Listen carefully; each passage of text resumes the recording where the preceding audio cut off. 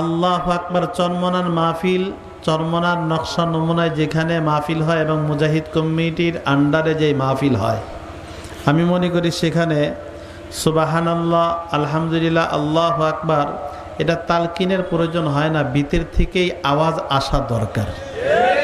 কি কথা ঠিক কি না? হাত উঠায় জোরে বলেন তো আল্লাহু আকবার,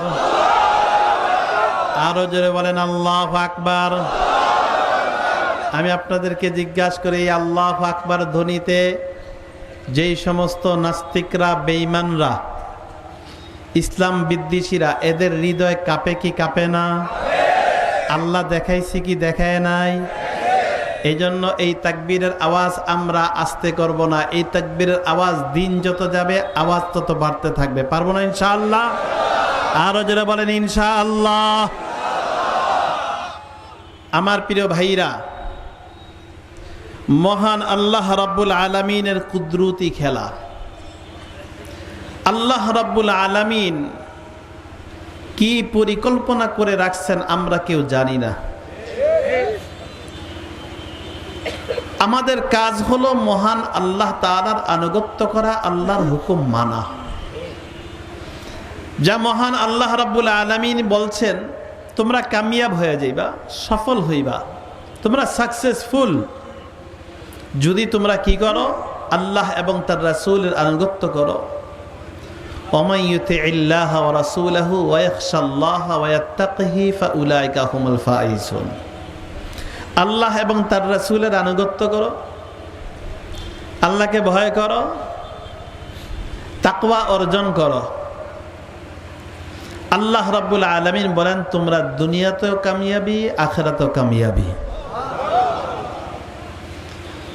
আমার প্রিয় ভাইরা, ঈমানের সাথে সাথে আমরা তো কালেমা পড়লাম, মুসলমান হয়ে গেছি, ঈমানদার দাবি করতে পারি, কিন্তু ঈমানের সাথে সাথে একটা আল্লাহ তাআলা শক্তি দান করেন, যেটা তরিকতের ভাষায় বলা হয় রুহানি শক্তি। কি শক্তি বলেন তো? আরো যেটা বলেন, রুহানি শক্তি। রুহানি শক্তি বুঝাইবার জন্য শুধু একটাই এক্সাম্পল, সেটা হলো আমরা চরমনার মাঠে যখন যাই, ময়দানে যাই, যখন তার অবস্থাটা ভিন্ন ধরনের হয়ে যায়, কোন কোন আল্লাহর বান্দা আছে তার অবস্থাটা ভিন্ন ধরনের হয়ে যায়, যেটা আমরা আরবি পরিভাষায় বলি যে তার হাল উঠছে। কি কথা ঠিক কি না? তখন সে কিন্তু স্বাভাবিক মানুষের মতো দৌড় দেয় না, স্বাভাবিক মানুষের মতো লাফায় না, স্বাভাবিক মানুষের মতো চলে না, স্বাভাবিক মানুষের মতো খায় না। কি কথা ঠিক কি না? কারণ তার চলা, তার হাঁটা, তার দৌড় ঝাঁপ, এটা স্বাভাবিক মানুষের মতো না। এই হালটা হইছে আল্লাহ তাআলার ইশক এবং মহাব্বতে। কিসে হইছে বলেন? ইশক এবং মহাব্বতে। সেখানে একটা রুহানি শক্তি মহান আল্লাহ তাআলা দিয়া দেয়। রুহানি শক্তি ছাড়া কোন জিহাদের ময়দানও মুজাহিদরা বিজয় হতে পারে না। রুহানি শক্তি লাগে। যদি বলি শুধু জিহাদ, না না, সেখানে রুহানি শক্তি লাগবে। আর রুহানি শক্তি অর্জন করার জন্যই আমরা শাইখের দরবারে যাই। ঈমানের সাথে সাথে কি শক্তি দরকার? জোরে বলেন, কি শক্তি? রুহানি। কারণ একটা মানুষের কাছে যখন শেষ লগ্ন, তার শেষ মুহূর্ত, আজরাইল আসবে। যার যেই আমল, যেই কোয়ালিটির আমল হবে, আজরাইল ওই সুরত তার ধরবে। ভালো আমল হলে তার সুরত ভালো হবে, বদ আমল হলে তার চেহারার ভয়ঙ্কর সেই আমলে হবে। সেই সময় রুহানি শক্তি ছাড়া বাঁচা সম্ভব না। আর রুহানি শক্তি যদি থাকে, ওই আজরাইলের সময় সহজ হয়ে যাবে, কবরের সওয়াল জবাবের সময় সহজ হবে, হায়শরের ময়দানে সহজ হবে, মিজানের পাল্লায় সহজ হবে, পলসারে তো সহজ হবে। বলেন তো দেখি, এতগুলো ঘাটি পার হয়ে যে আপনি জান্নাতে যাবেন, রুহানি শক্তি লাগবে। সেই শক্তিটা অর্জন করা আমার আপনার দরকার আছে কি নাই? একা একা সেই শক্তি হবে না, একা একা সেই শক্তি হবে না। আমার প্রিয় ভাইরা, হযরত নূহ আলাইহিস সালাতু ওয়াস সালামের সময় আমরা সবাই জানি প্লাবন হয়েছিল। কেমন বন্যা হয়েছিল? মারাত্মক বন্যা। সাধারণ নিয়মে আল্লাহ রাব্বুল আলামিন পৃথিবীর সবচেয়ে মাঝখানে রাখছে বাইতুল্লাহ, এবং কাবা শরীফটা পৃথিবীর মাঝখানে এবং পৃথিবীর সবচেয়ে উঁচা জায়গায়। আল্লাহর ঘরের উঁচার চেয়ে পৃথিবীর কোনো মন্দির যেন উঁচা না হয়, এত উঁচা জায়গায় আল্লাহ তাআলা রাখছেন বাইতুল্লাহটাকে। এই যে বাইতুল্লাহটাকে এত উঁচায় রাখছেন, নিয়মতান্ত্রিকভাবে সেই বাইতুল্লাহ যে পানি হয়েছে, নূহ আলাইহিস সালামের সময় বাইতুল্লাহ পুরা প্লাবনের নিচে, পানির নিচে। আর বাইতুল্লাহ যখন পানির নিচে হিসাবে সারা পৃথিবী পানি দিয়ে ভরপুর, কোন দেশ পানি ছাড়া নাই, পানির নিচে। তো সারা পৃথিবী যখন ভাসতেছে, নূহ আলাইহিস সালাতু ওয়াস সালাম যে জাহাজে মাত্র 70 জন মুসলমানকে আল্লাহ তাআলা ওই জাহাজের উপরে রাখছেন, বলেন সুবহানাল্লাহ। তাহলে বাইতুল্লাহ যদি পানির নিচে যায়, সারা পৃথিবী পানির নিচে, কিন্তু এরপরে মহান আল্লাহ রাব্বুল আলামিন 1941 সনে যখন বাইতুল্লাহ যখন আবার বন্যা হয়েছে, সৌদি আরবে বন্যা হয়েছে, পৃথিবীর সব রাষ্ট্র তো ডুবে নাই। পৃথিবীর সব রাষ্ট্র কি হয় নাই? ডুবে নাই। কিন্তু নিয়ম হিসেবে উঁচা জায়গা যখন পানি হয়েছে, নূহ আলাইহিস সালাতু ওয়াস সালামের সময় সারা পৃথিবী ডুবে গেছে। কিন্তু 1941 সালে যখন দেখি বাইতুল্লাহর প্রায় অর্ধ পানি হয়ে গেছে, হাজী সাহেবরা সাঁতার কাইটা তওয়াফ করছে, বলেন না আল্লাহু আকবার। সাঁতার কাইটা সাই করছেন। কিন্তু পৃথিবীর অন্যান্য রাষ্ট্র তো ডুবে নাই। বলেন তো দেখি, এই কুদরতি খেলা কার? আরে জোরে বলেন কার? শুধু তাই না, সৌদি আরবের শেষ প্রান্তে যেই সাগর আছে, বাহারে মাইয়েত বলা হয়, বাংলায় আমরা বলি মৃত সাগর। এই বাহারে মাইয়েত যেটা আছে, বাহারে মাইয়েতের আশেপাশে এক পাশে হলো ইসরাইল, আরেক পাশে হলো মিশর, সৌদির অংশ। এই বাহারে মাইয়েত যেটা, এই বাহারে মাইয়েতটা মূলত এই জায়গাটায় কওমে লুত আলাইহিস সালাতু ওয়াস সালামের কওমদেরকে যে আল্লাহ তাআলা আযাব এবং গজব ফালাইছেন, ওই গজবটা কেমন ফালাইছেন?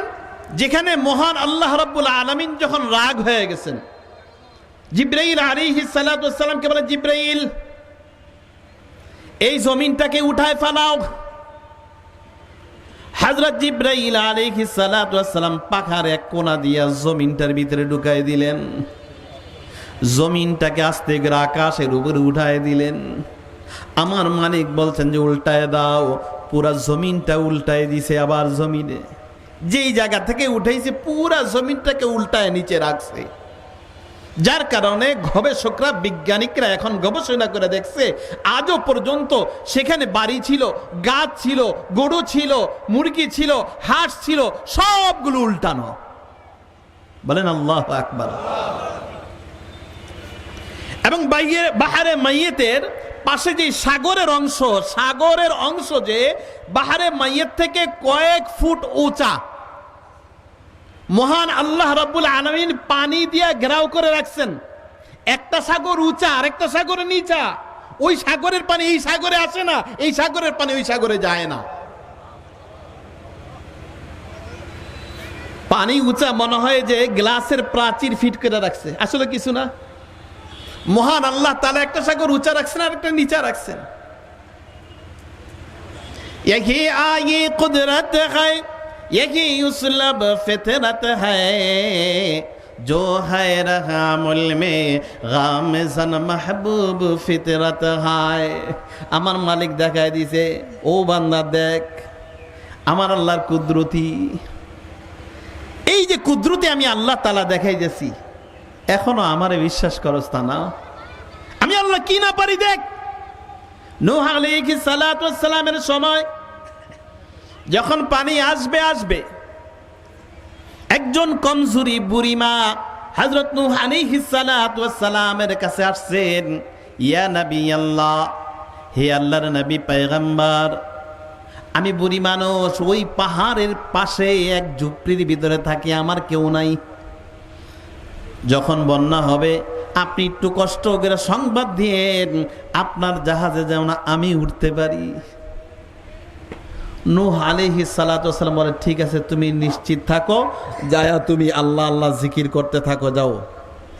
বুড়ি মানুষ বেচারায় গেছে গা, এই বেচারি যায় জিকিরে বসে গেছে। নূহ আলাইহিস সালাতু ওয়াস সালাম যখন প্লাবন শুরু হয়ে গেছে, আল্লাহ তাআলা ভুলে দিয়েছে, নূহ আলাইহিস সালাম ভুলে গেছে বুড়ির কথা। সব জায়গায় যখন পানি হয়ে গেছে, জাহাজের উপরে উঠছে, সবাই উঠছে, 6 মাস পানির উপরে ভাসছে। 6 মাস পরে আবু কুবাইস নামক পাহাড়ের কিনারায় যায় থামছেন। নূহ আলাইহিস সালাতু ওয়াস সালাম নামছেন, যে জমিনটা এখন ভিজা ভিজা দেখা যায়। যখন নামছেন হঠাৎ নূহ আলাইহিস সালাতু ওয়াস সালামের মনে পড়ে গেল, হায় হায় হায় হায়, একজন বুড়ি না আমাকে বলছিল জাহাজে উঠাইবার। আহা, আমি কি জবাব দিব আল্লাহর কাছে, আমি কি জবাব দিব? চিন্তা করতেছেন আর সামনে বাড়তেছেন, আগে বাড়তেছেন। হঠাৎ নজরে পড়ছে, যেই বুড়ি ঝুপড়ির ভিতরে ছিল, ওই ঝুপড়িটা দেখা যায় কিছুই হয় নাই, আগের মতোই দেখা যাইতেছে। বলেন আল্লাহু আকবার। কি তামাশা! যেখানে এত ঝড়, এত প্লাবনে পানির স্রোতে পাহাড় পর্যন্ত ভেঙ্গে চুরমার হয়ে গেছে। হযরত নূহ আলাইহিস সালাতু ওয়াস সালাম কেমন যেন মনের ভিতরে অজান্তে একটা আশা নিয়ে সামনের দিকে অগ্রসর হইতেছেন। নূহ আলাইহিস সালাতু ওয়াস সালাম সামনে যায়। সামনে যখন গেলেন, দরজার সামনে যায় চিন্তা করলেন, ঘর হয়তো আছে, বুড়ি মনে হয় নাই। নূহ আলাইহিস সালাতু ওয়াস সালাম দাঁড়াইলেন। হঠাৎ কানের ভিতরে বিড়বিড় যেন মাওলা পাকের জিকিরের আওয়াজ আসতেছে। নূহ আলাইহিস সালাতু ওয়াস সালাম সালাম দিয়া ডাক দিলেন, ও আল্লাহর বান্দি, তুমি ঘরে আসোনি? যদি ঘরে থাকো বের হয়ে আসো। বুড়ি সঙ্গে সঙ্গে ঘর থেকে বাইরে হয়ে আসলো। আয়েশা বলতেছে, আসসালামু আলাইকুম ইয়া নবী আল্লাহ, নিশ্চয় আপনি পানির সংবাদ দিতে আইছেন, নিশ্চয় আপনি পানির সংবাদ দিতে আসছেন না? এই যে আমি রেডি হইতেছি। নূহ আলাইহিস সালাতু ওয়াস সালাম তাকায় রইছে, বুড়ি তুই কি করছ? 6 মাস পানির নিচে তোর ঘর ছিল, তুই ছিলি, তুই কোথায় ছিলি? তুই জিজ্ঞাসা করতেছিস বন্যার খবর দিতে আইছেন? ও বুড়ি, তুমি কোথায় ছিলা? আপনারা জিকিরে বহাই দিছিলেন, अगर अगर दी तुदर तौहीद फानी, अगर अगर दी तुदर तौहीद फानी, बहकिया बि बकाये जिंदगानी। আমি তো মাওলার তৌহিদে, আল্লাহর ইশক এবং মহব্বতে ফানা ফিল্লা হয়ে গেছি। কোথায় তুফান হলো, কোথায় পানি আসলো, কোথায় ঝড় ঝাপটা হইলো, আমি তো কিছু জানি না। বলেন তো দেখি, এই বুড়ি কি বাঁচাইছেন কে? আল্লাহ। আরো জোরে বলেন কে? আল্লাহ। এই জন্য আমরা বলতে চাই, ভারত তুমি যত পানি দিতে চাও, তুমি যত ভাত তুমি ছেড়ে দাও, যত ঘেট তুমি খুলে দাও, আমাদের শেখ এবং মুর্শিদের প্রথম দাবি হলো আমরা বেরিবাদ করব। দ্বিতীয় দাবিতে আমরা বলবো, যদি তোমার ঠিকই আল্লাহর ইশক এবং মহব্বত থাকে, রুহানি শক্তি থাকে, হাজার পানি ডাললো বুড়ির মতো এক একটা মুসলমান ইমানদারকে আল্লাহ রক্ষা করে রাখবেন। কি কথা ঠিক কি না? আর আমরা সেই লাইনে আল্লাহ তাআলা আমাদেরকে রাখছেন। বলেন আলহামদুলিল্লাহ। আরো জোরে বলেন আলহামদুলিল্লাহ।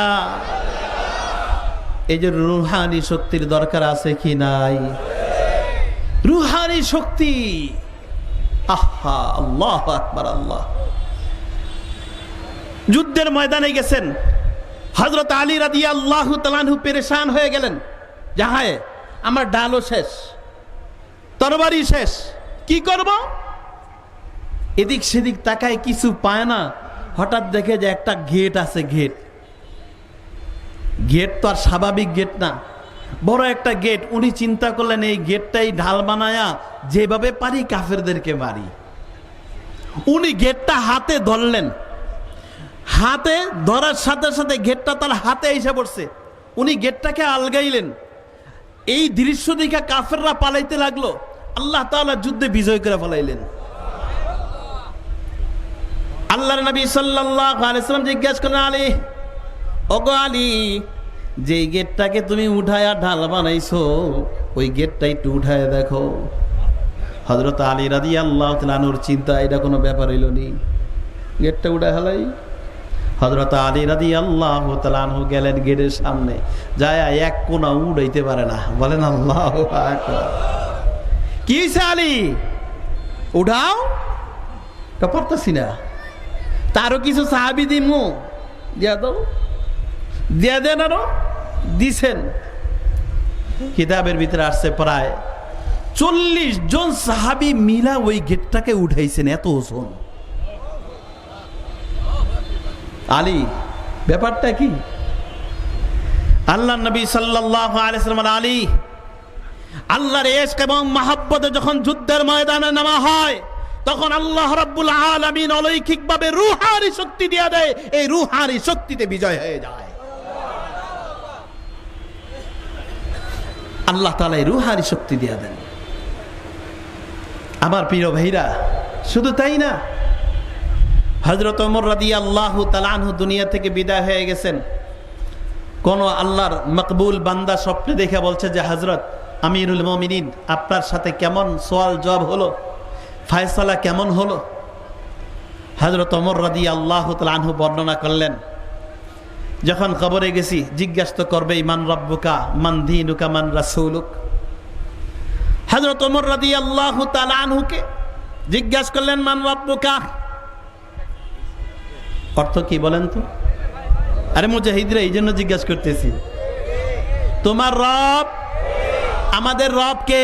আল্লাহ। আঙ্গুল দিয়া বলেন, আরো জোরে বলেন। হযরত ওমর রাদিয়াল্লাহু তাআলা আনহুকে জিজ্ঞাসা করলেন, মান রাব্বুকা, তোমার রব কে? হযরত ওমর রাদিয়াল্লাহু তাআলা আনহু জবাব স্বাভাবিকভাবে দিলেন না। বলেন, ফেরেশতা, তোমরা যা আমাকে জিজ্ঞাসা করতে আসছো, আল্লাহর তরফ থেকে তোমরা আসছো কাহা?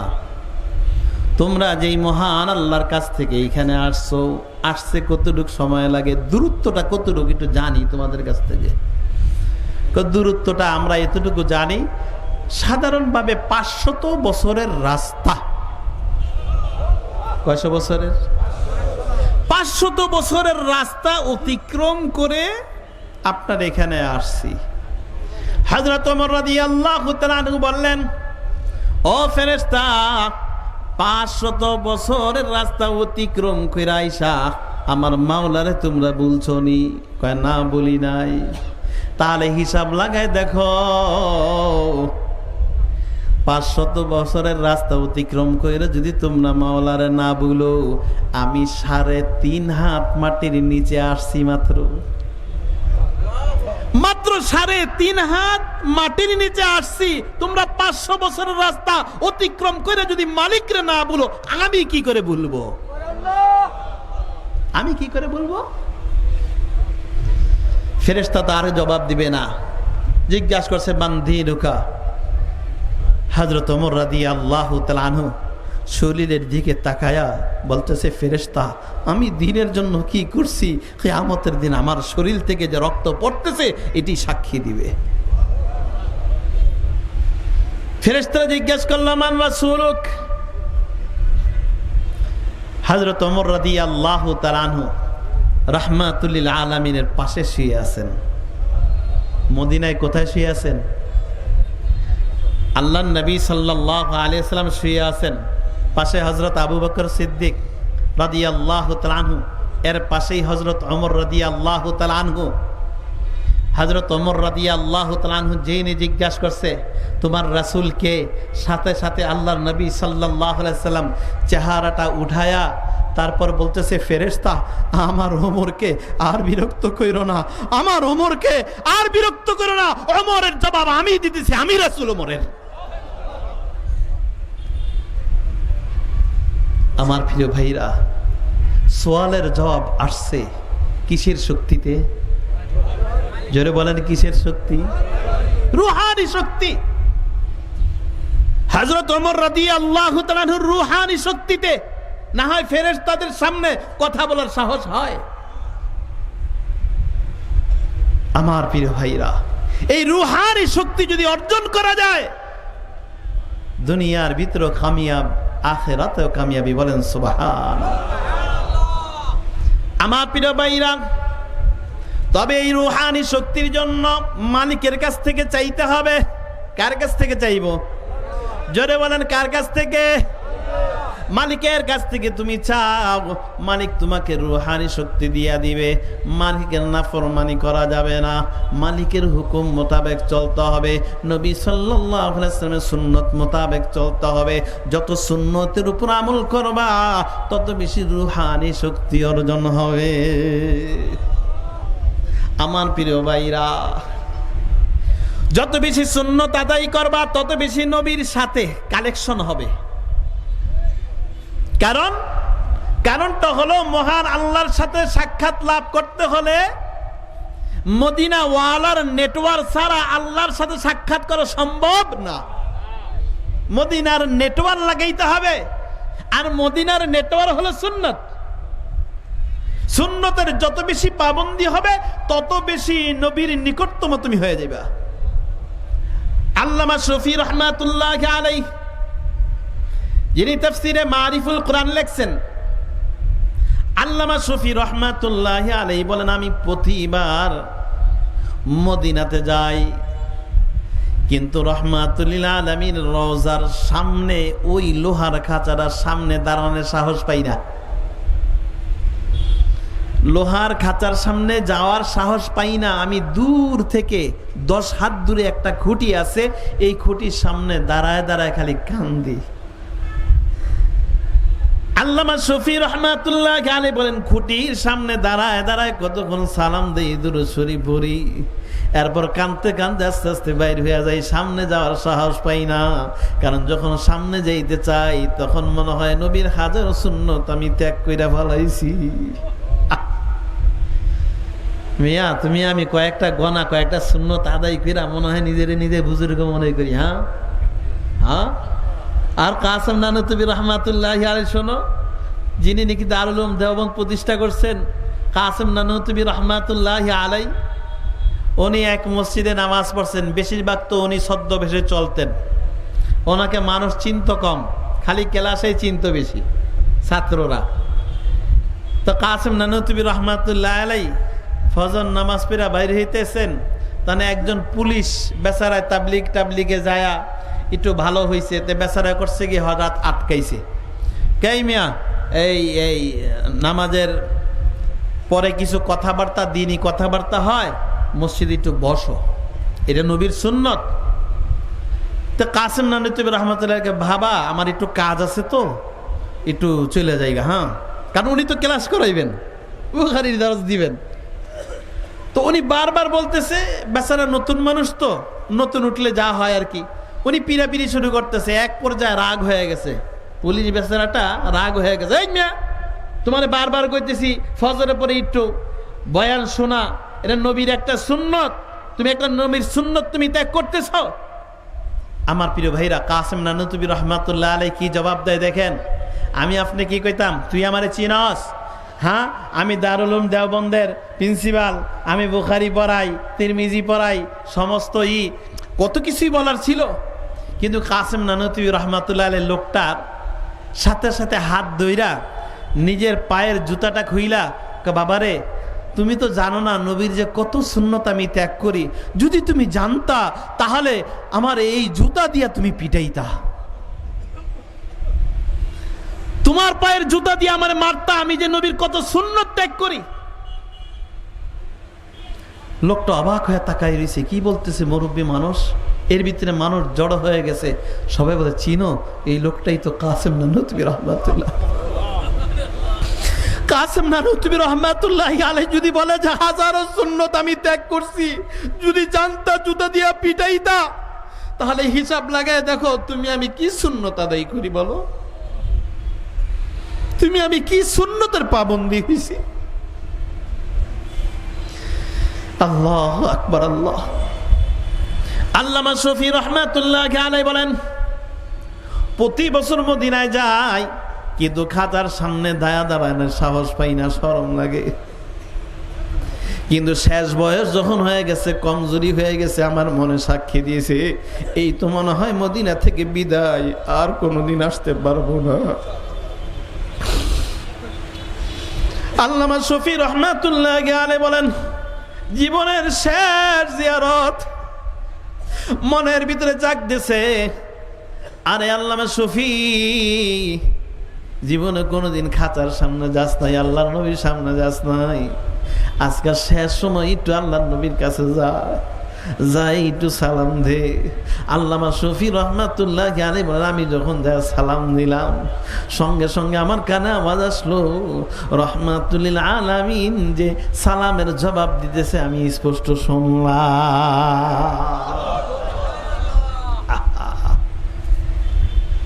আমার প্রিয় ভাইরা, আরেকটা কথা মনে হয়ে গেছে, আরাফার ময়দানের ভিতরে এক মাওলানা আমাকে বর্ণনা করে বলছে যে এক বেচারা গরিব মানুষ, যেইভাবে হোক যেই পদ্ধতি হোক আল্লাহ তাআলা তাকে হজে নিছে। বেচারা এক দারোয়ানের চাকরি করতো, 3000 টাকা বেতনে হজে নিছে। তো হজে যাওয়ার পরে সে আরাফার ময়দানে প্রচুর পরিমাণে কাঁদতেছে। তার কান্নার ভঙ্গিমা দেখে একটু কেন জানি উস্তাহ হয়েছে। ওই মাওলানা জিজ্ঞেস করতেছে, ভাই তুমি কাঁদতেছো, তোমার ভিতরে কোন দুঃখ আছে, ব্যথা আছে? সে তখন বলছে যে দেখো, আমার নাম বলবা না, আমার পরিচয় দিবা না, আমি তোমাকে বলতে বাধ্য হই, কাঁদতেছি এই কারণে যে আমি যখন রওজার সামনে গেলাম, আল্লাহ নবী সাল্লাল্লাহু আলাইহি ওয়াসাল্লাম সালামের জবাব দিল, আমি স্পষ্ট কানে আমি শুনতে পাই। তখন জিজ্ঞেস করছে যে তুমি কি করো? আমি কিছু করি না, একটা দারোয়ানের চাকরি করি, তবে 4-5 বছর আগে আমি চরমনার মুরিদ হয়েছি, আল্লাহর ঘরের জন্য পাগল হয়ে গেছি, সারা রাত খালি জিকির করতাম যে মালিক আমার মতো গরিব মানুষকে কি তুমি মদিনায় নিবা না? এই ইশক এবং মহাব্বত নিয়া নবীর সামনে দাঁড়াইছি, এত সুন্দর কণ্ঠ, এত সুন্দর জবাব, আমি নিজেকে ধরে রাখতে পারি না। আমার প্রিয় ভাইরা, এই জন্য আমি বলি মাঝে মাঝে, এই তরিকার সাথে যারা আসো, আল্লাহ বড় নিয়ামত দিছে। তুমি নিজে নিজে কল্পনা করো, মালিক কেমন ছিলা তুমি, এখন কেমন হইছো, মালিক কোন পথে তোমাকে রাখছে।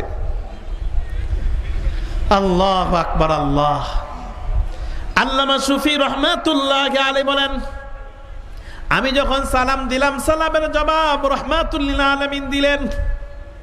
সালামের জবাবের পরে রহমাতুল লিল আলামিন ডাক দেয়া বলে, ও শফি, আমি একটা কথা তোমাকে বলি, সারা পৃথিবীর মানুষকে তোমরা জানাই দিবা। আল্লামা শফি রহমাতুল্লাহি আলাইহি বলেন, আল্লাহ নবী যদি এই নির্দেশ না দিত আমি কাউকে বলতাম না, কিন্তু আমি বাধ্য হয়ে গেছি, রহমাতুল লিল আলামিন আমাকে বলছেন। ও শফি, তুমি শোনো, সারা দুনিয়ার মানুষকে বলে দাও, আমার রওজার কাছে আসলেই কিন্তু নিকটতম উম্মত হওয়া যায় না,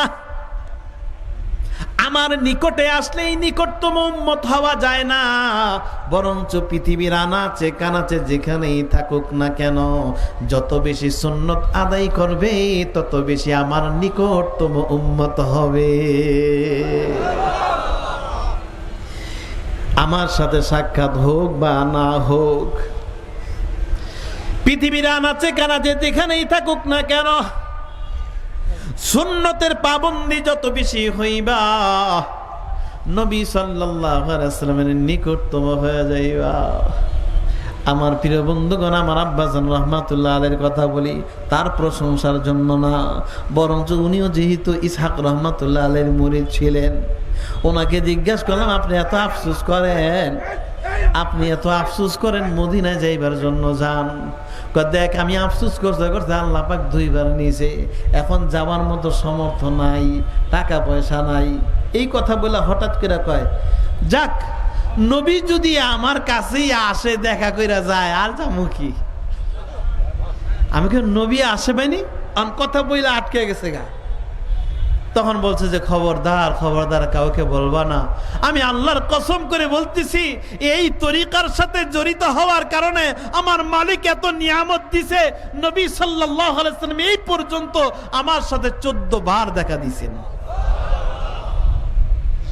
আহা, নবী সাল্লাল্লাহু আলাইহি ওয়াসাল্লামকে যখন দেখতেই পাই আর যাবো কি। তরিকার নিয়ামত। এই জন্য হযরত আশরাফ আলী থানভী রাহমাতুল্লাহি আলাইহি বলেন, ও দুনিয়ার মানুষেরা তোমরা শুনে রাখো, আমরা তো ছোট সময় থেকে নামাজ কোনোদিন কাজা করি না। নাবালেগ থাকতে আমরা তাহাজ্জুদ পড়ি, ইশরাক আওয়াবিন চাষতের নামাজ পড়ি। থানভী রাহমাতুল্লাহি আলাইহি বলে তো আমাদের অভ্যাস এটা। কিন্তু এরপরও হাজী আমদাদুল্লাহ মুহাজিরি মক্কি রহমাতুল্লাহি আলাইহির কাছে কেন গেলাম তোমরা শুনে রাখো, সাধারণ মানুষের 1 লক্ষ রাকাত নামাজ, তোমার আমার সাধারণ মানুষের 1 লক্ষ রাকাত নামাজ, আর আল্লাহ ওয়ালাদের মাত্র 2 রাকাত নামাজ।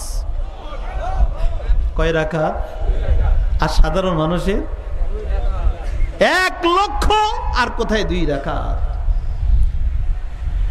এই জন্য আহমদ লাহোরী রহমাতুল্লাহি আলাইহি উনি ইমামতি করতেন, আল্লাহু আকবার একামত শেষ আল্লাহু আকবার বলতে সময় লাগতো, হাত উঠায় দাঁড়ায় থাকতেন। কখনো কখনো 1 মিনিট 2 মিনিট যাইতো গা। তো একদিন সব মুরিদানরা ধরছে, হযরত বলতেই হবে, ব্যাপারটা কি, আপনি এত দেরি করেন কারণটা কি? আহমদ লাহোরী রহমাতুল্লাহ আলাইহি বলেন, বাজান রে আমি তোমাদেরকে কি বলবো, আমি যখন দাঁড়াই আল্লাহু আকবার, আল্লাহ যাদেরকে আল্লাহ তাআলা বাইতুল্লাহ দেখার তৌফিক দিয়েছেন তারা বুঝবেন জিনিসটা, যে যখন কিছুদিন আপনি বাইতুল্লাহর সামনে নামাজ পড়েন, মাঝে মাঝে নজরটা বাইতুল্লাহর দিকে পড়ে, আর যখন দেশে আইসা নামাজের সময় চোখটা বাইতুল্লাহর সামনে পড়ে না, তখন কেমন লাগে। আহমদ লাহোরী রহমাতুল্লাহি আলাইহি বলেন, আমি হাত উঠায় দাঁড়ায় থাকি যে মালিক কখন আমাকে বাইতুল্লাহটা দেখাবে আর আমি আল্লাহু আকবার বলবো। আমার মালিক আমাকে দেখায়, বাইতুল্লাহটা তুলে ধরে, আমি যখন দেখি আমার মন শান্তি হয়ে যায়, তখন আল্লাহু আকবারের নিয়ত বাঁধি। বলেন সুবহানাল্লাহ। তরিকার নিয়ামত এগুলো। হযরত আশরাফ আলী থানভী রাহমাতুল্লাহি আলাইহি বলেন, এরপরে আমরা হাজী আমদাদুল্লাহ মুহাজিরি মক্কি রহমাতুল্লাহি আলাইহির কাছে কেন গেলাম? হাজী আমদাদুল্লাহ মুহাজিরি মক্কি রহমাতুল্লাহি আলাইহির কাছে যাওয়ার পরে ছোট সময় থেকে যত ইবাদত বন্দেগী করি ওই স্বাদ পাই নাই, হাজী সাহেবের দরবারে যাওয়ার পরে যেই স্বাদ আমরা পাই। বন্ধুগণ, আল্লাহ ওয়ালাদের সোহবতে থাকলে, তাদের কথা মাইনা যদি চলো, তাদের কথা মাইনা চললে আল্লাহ তাআলা ইবাদতে একটা মজা দিয়া দেয়, স্বাদ দিয়া দেয়। এই জন্য তরিকার সাথে আমাদের থাকা দরকার আছে কি নাই? আর যেন দরকার আছে কি নাই? কে কে থাকবেন? আল্লাহু আকবার, হাত উঠান। আল্লাহ সব হাতগুলোকে তুমি কবুল করে নাও মালিক, আল্লাহ কবুল করে নাও। আমার প্রিয় বন্ধুগণ, হাজী আমদাদুল্লাহ মুহাজিরি মক্কি রহমাতুল্লাহি আলাইহি, যার ব্যাপার আমরা জানি মাত্র কয়েক ক্লাস পড়ুয়া, হাফেজে কোরআন ছিলেন, কয়েক ক্লাস পড়ছে। কিন্তু আশরাফ আলী থানভী রহমাতুল্লাহ আলাইহি, কাসিম নানুতুবি রহমাতুল্লাহ আলাইহি, গঙ্গোহী রহমাতুল্লাহ আলাইহি, এত বড় বড় হস্তি, ওনার কাছে কেন গেলেন? আল্লাহ রাব্বুল আলামিন মাঝে মাঝে ওলিদের কিছু প্রকাশ করে দেন। সৌদি আরবে ওনার নাম যখন ছড়াইছে, হাজী আমদাদুল্লাহ মুহাজির মক্কি রহমাতুল্লাহ আলাইহি কোথায় আছেন জানেন? শুয়ে আছেন আম্মাজান খাদিজাতুল কুবরা রাদিয়াল্লাহু তাআলা আনহা জান্নাতুল মুআল্লায় যেখানে শুয়ে আছেন, আমার মায়ের সাথে হাজী আমদাদুল্লাহ মুহাজির মক্কি শুয়ে আছেন। হাজী আমদাদুল্লাহ মুহাজির মক্কি রহমাতুল্লাহ আলাইহি আম্মাজান খাদিজাতুল কুবরা রাদিয়াল্লাহু তাআলা আনহার পাশে শুয়ে রয়েছেন। আল্লাহ কেমন কবুল করছেন। হাজী আমদাদুল্লাহ মুহাজির মক্কি রহমাতুল্লাহি আলাইহি সৌদি আরব থেকে বড় বড় শায়েখ, প্রায় 15 জন শায়েখ আসছে। 15 জন শায়েখ আসছে যে আসলে লোকটা কেমন কি একটু দেখা দরকার, টেস্ট করা দরকার। হাজী আমদাদুল্লাহ মুহাজির মক্কি রহমাতুল্লাহি আলাইহি সামনে আয়েশা বসছে, বসার পরে বলছে কি ব্যাপার কি? তো হযরত কিছু সওয়াল করতাম আপনাকে হাদিস সম্পর্কে। আমি তো বাবা কোনো হাদিস টাদিস পড়ি নাই, তো সিয়াসতের কোনো কিতাবই তো আমি পড়ি নাই মিয়া, কারণ তারপর আমরা কিছু আপনাকে প্রশ্ন করতে আসছি। আচ্ছা ঠিক আছে বলেন আপনারা। তো এখন শায়েখ এক এক শায়েখ এক এক হাদিস বলতেছে, এক একজন করে বলতেছে। তো বলা সবার শেষ হাজী আমদাদুল্লাহ মুহাজির মক্কি রহমাতুল্লাহ আলাইহি উপর দিকে তাকায় বলতেছেন, হযরত আপনি যে হাদিসটা বলছেন এই হাদিসটা হইল বুখারীতে, আপনি যে হাদিসটা বলছেন এটা মুসলিম শরীফে, আপনি যে হাদিসটা বলছেন এটা নাসাইতে, আপনি যে হাদিসটা বলছেন মুয়াত্তা মালিকের ভিতরে, আপনি যে হাদিসটা বলছেন কিছু কোরআনের অংশ আর কিছু হাদিস মিলাই গেছেন, এটা কোনো হাদিস না। সবাই অবাক, আশ্চর্য কারবার, বললো কিভাবে? এত পড়ে নাই সিয়াসতের কিতাব। সবাই অবাক হয়ে গেছে। এখন বলছে যে হযরত আমরা চলে যাব আপনার কাছ থেকে, জানতে চাই রহস্যটা কি, আপনি না কিতাব পড়েন নাই বলে। হাজী আমদাদুল্লাহ মুহাজির মক্কি রহমাতুল্লাহি আলাইহি বলেন, তোমাদেরকে আমি কি বলবো? তোমরা যখন হাদিস বলতেছিলা আমি তো আসলে না দেখে বলি নাই, আল্লাহ তাআলা হাদিসের কিতাবগুলো আমার চোখের সামনে খুইলা দিছে, আমি দেখে দেখে কইছি। না আমার কোনো কৃতিত্ব না, তো আল্লাহ আমার সামনে তুইলা ধরছে, আমি দেখে দেখে কইছি, আমি তো পারি না। তাহলে ঠিক আছে দেখে দেখে বললেন, ভালো কথা, আপনি আল্লাহ কুদরতি বায়না আপনারা দেখাইছে, কিন্তু একটা দঈফ একটা মওযু, হ্যাঁ কোনটা হাসান কোনটা গরীব এই সম্পর্কে আপনি কিভাবে জানেন? হাদিসের স্তর সম্পর্কে আপনি কিভাবে জানলেন? কই সেটাও তোমরা জানতে চাও? যখন নাকি হাদিসগুলো তোমরা বলছো, আমি ডান দিকে তাকাইছি, মহান আল্লাহ নবী সাল্লাল্লাহু আলাইহি সাল্লামকে আমার সামনে তুলে ধরছেন। যখন হাদিসটা দঈফ হয় বা মওযু হয়, তখন নবী সাল্লাল্লাহু আলাইহি ওয়াসাল্লামের মুখটা বেজার হয়ে গেছে, আমি বুঝছি হাদিসে এটা বেজাল আছে। আর যখন নাকি তাকায় দেখলাম যে নবী সাল্লাল্লাহু আলাইহি ওয়াসাল্লাম মুস্কি মুস্কি হাসতেছেন, তখন বুঝছি এই হাদিসটা হলো সহিহ হাদিস। বলেন তো দেখি এই নিয়ামত দিয়েছেন কে? আরো যারা বলেন কে?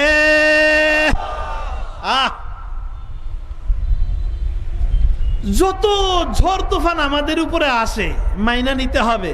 কি বাজে একটা মুসলমান শব্দ বলে যে পীর পূজা শুরু করে দিয়েছে, বলে নাউজুবিল্লাহ। হ্যাঁ কিছু আছে বাতিলের যারা আছে, কিন্তু আমাদের হক কানি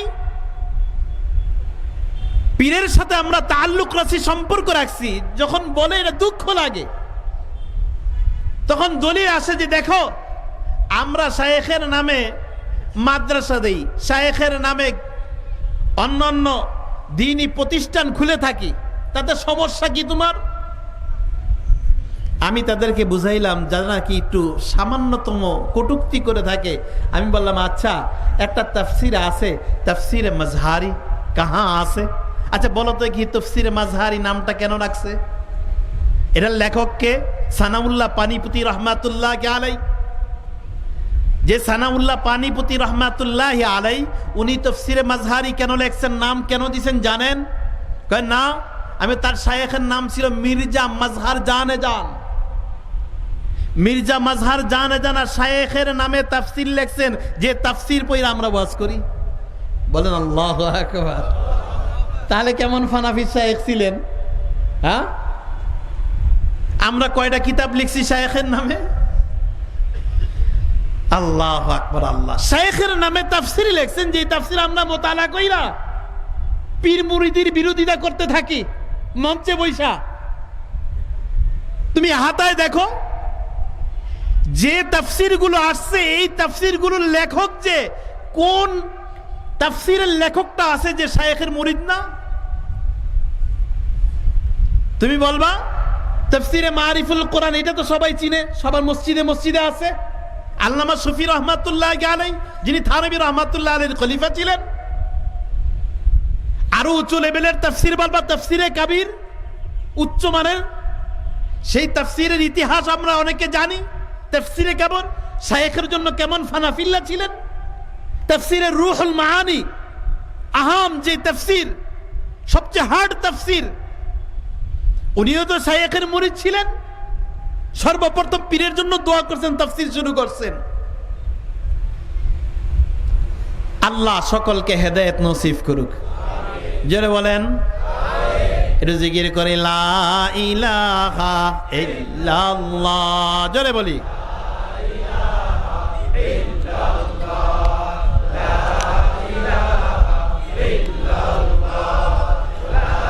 বুঝলে কোনো শব্দ আইছে কেউ বলতে পারে?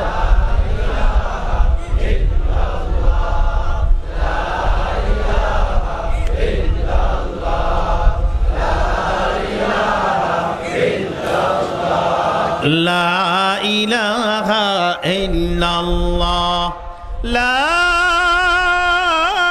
ইলাহা ইল্লাল্লাহ মুহাম্মাদুর রাসূলুল্লাহ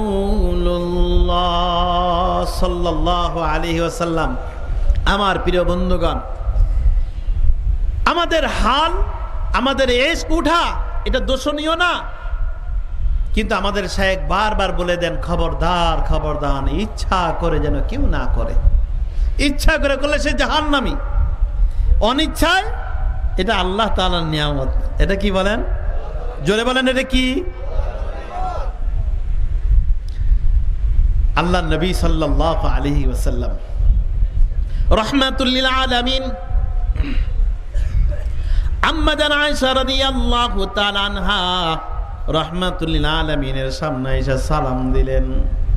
আসসালাতু ওয়াসসালামু আলাইকা ইয়া রাসূলুল্লাহ। রাহমাতুল লিল আলামিন সালামের জবাব দিলেন। দেওয়ার পরে রাহমাতুল লিল আলামিন জিজ্ঞাসা করতেছে, মানান্তি, তুমি কে? আম্মা জান আয়েশা রাদিয়াল্লাহু তাআলা ভয় পেয়ে গেলেন। আর আমাকে বলতেছে তুমি কে? আম্মা জান সাথে সাথে বলেন, আনা আয়েশা। রাহমাতুল লিল আলামিন বলেন, মানা আয়েশা। আয়েশা আবার কে? দেখছেন নি হালটা কি অবস্থা হয়েছে? মানা আয়েশা, আয়েশা কে? আম্মা জান আয়েশা রাদিয়াল্লাহু তাআলা আনহা বলেন, আনা আয়েশা বিনতে আবু বকর। আম্মা জান বললেন, যদি পৃথিবীর কাউকে না চিনে আমার বাবা আবু বকরকে আল্লাহর নবী কোনোদিন বলবেন না। আব্বার নাম কইলাম, কিন্তু আল্লাহর নবী বলেন মানা আবু বকর। আবু বকর কে? চিন্তা করে বললেন যে ইবনে কুহাফা, দাদার নাম কইলাম, কিন্তু আল্লাহর নবী সাল্লাল্লাহু আলাইহি ওয়াসাল্লাম আমার দিকে ফেলায় তাকায়া আবার চুপ করে রইলেন, কিছু কইলেন না। আম্মা জান আয়েশা রাদিয়াল্লাহু তাআলা আনহা একটা জিনিস মনে রাখতেন, আমার মা আম্মা জান আয়েশা নবীকে এত ভালোবাসতেন, নবীর সামান্য কিছু হোক আম্মা জান সহ্য করতে পারতেন না। নবীর কি হলো এই চিন্তা করে আম্মা জান আয়েশা রাদিয়াল্লাহু তাআলা দৌড়ায়, কাঁদতে কাঁদতে যায়া চকির উপরে যায়া উবুদকে শুয়া কান্দা শুরু করছে যে আল্লাহ নবীর কি হয়ে গেল গা। রাহমাতুল লিল আলামিন কিছুক্ষণ পরে আম্মা জান আয়েশা রাদিয়াল্লাহু তাআলা আনহার কাছে গেলেন, মাথার মধ্যে হাত রাইখা ডাক দেয়া বলে, আয়েশা তুমি কাঁদো কে? লিমাযা তাবকিনা, কাঁদতাছো কে? আম্মা জান আয়েশা রাদিয়াল্লাহু তাআলা চোখের পানি মুছেন আর বলেন, ইয়া রাসূলুল্লাহ, ইয়া হাবিবাল্লাহ, আপনার লিগেই তো আমি কাঁদতাছি। একটু আগে আপনি আমারে চিনেন না, আমার বাবারে চিনেন না, দাদার নাম কইলাম তাও আপনি আমার দাদারেও চিনেন না। এখন আবার জিজ্ঞাসা করতেছেন আয়েশা কান্দো কে? আপনার লিগেই তো কান্দতাছি। আল্লাহর নবী ডাক দিয়া বলে, আয়েশা আমি মাঝে মাঝে মাওলার মহব্বতে এত বিমর হইয়া যাই। কে আয়েশা, কে আবু বকর, কে আয়েশা, কে আবু বকর? পৃথিবীর কাউকে আমি তখন চিনি না, চিনি একমাত্র আমার আল্লাহ। আল্লাহ আল্লাহ আল্লাহ আল্লাহ আল্লাহ আল্লাহ আল্লাহ আল্লাহ আল্লাহ আল্লাহ আল্লাহ अल्लाह अल्लाह कैसा प्यारा नाम है, आशिकों का मीना और जाम है। अल्लाह अल्लाह कैसा प्यारा नाम है, आशिकों का मीना और जाम है। अल्लाह नबी सल्लल्लाहु अलैहि वसल्लम আম্মা জান আয়েশা রাদিয়াল্লাহু তাআলা আনহা বলেন, রহমাতুল্লিল আলামিনের সঙ্গে আমরা বৈশা খুশ আলাপ করতাম, এমন আলাপ আলোচনা করতাম। উনি যে একজন পয়গম্বর, উনি যে হযরত ওমর রাদিয়াল্লাহু তাআলা আনহুর মেয়ে হযরত হাফসা রাদিয়াল্লাহু তাআলা আনহা উম্মুল মুমিনিন, আমাদের মা, রহমাতুল্লিল আলামিনকে বললেন যে রাত্র যেহেতু হয়ে গেছে গা, আর যাওয়া দরকারটা কি, আজকে এই বাড়িতেই থাকি। রহমাতুল্লিল আলামিন ঠিক আছে থাকি। কাঁদতেছেন। আল্লাহর নবী ডাক দেয়া বলে, হাফসা তোমার ভাই আব্দুল্লাহ পাশের ঘরে দেখো কোরআন তেলাওয়াত করতেছে, কোরআন তেলাওয়াত করতেছে। ওই কোরআন তেলাওয়াতের আওয়াজ আমার কানে আসছে। ওই কোরআন তেলাওয়াতের আওয়াজ আমার কানে যখন আসছে, আমার মাওলার মহব্বতে আমি আর সহ্য করতে পারি নাই, এই জন্য চোখ দিয়া পানি পড়তেছে। জব ইশকে তেরে বার গয়ে হাম, তু হি রাহা জিদার গয়ে হাম, তেরে তরফ সে রাহ মিলতি, ভুলে ভটকে জিদার গয়ে হাম। নবী সাল্লাল্লাহু আলাইহি ওয়াসাল্লামের ইশক কেমন হইতো! এই জন্য ইশক উঠাটা খারাপ না, ভালো নিয়ামত ধরে রাখবেন মিয়া, কিন্তু চেষ্টা করবেন নিয়ন্ত্রণ রাখার জন্য। আল্লাহ তৌফিক দান করুক, বলেন আমিন।